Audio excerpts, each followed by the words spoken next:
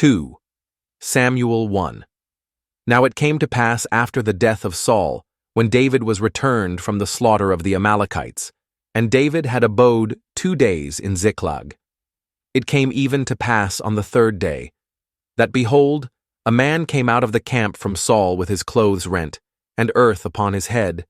And so it was, when he came to David, that he fell to the earth, and did obeisance.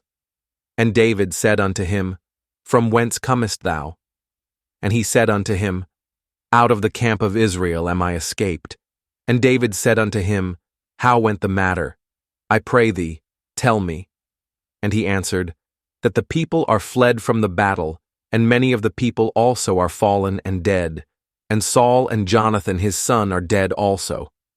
And David said unto the young man that told him, How knowest thou that Saul and Jonathan his son be dead?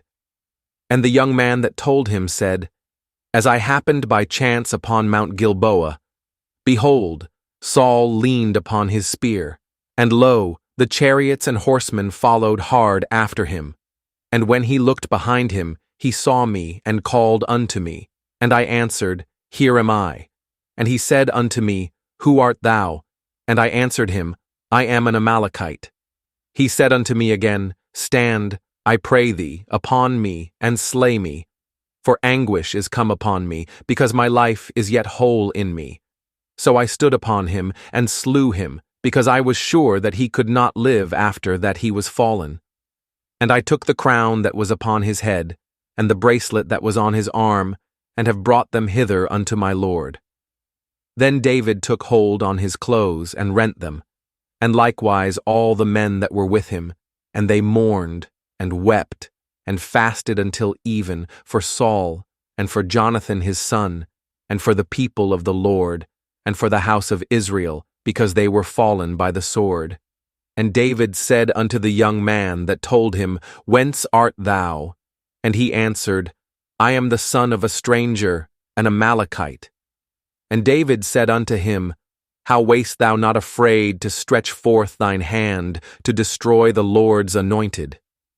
And David called one of the young men, and said, Go near, and fall upon him. And he smote him that he died.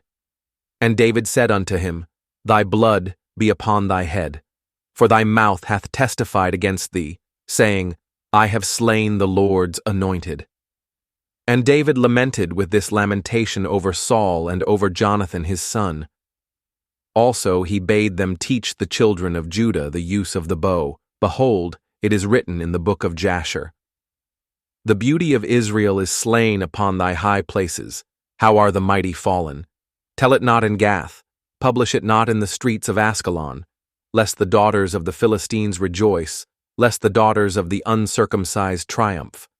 Ye mountains of Gilboa, let there be no dew, neither let there be rain upon you, nor fields of offerings. For there the shield of the mighty is vilely cast away, the shield of Saul, as though he had not been anointed with oil. From the blood of the slain, from the fat of the mighty, the bow of Jonathan turned not back, and the sword of Saul returned not empty. Saul and Jonathan were lovely and pleasant in their lives, and in their death they were not divided. They were swifter than eagles, they were stronger than lions.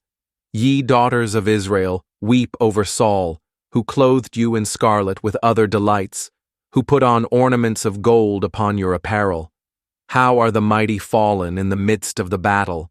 O Jonathan, thou wast slain in thine high places. I am distressed for thee, my brother Jonathan. Very pleasant hast thou been unto me. Thy love to me was wonderful, passing the love of women. How are the mighty fallen, and the weapons of war perished?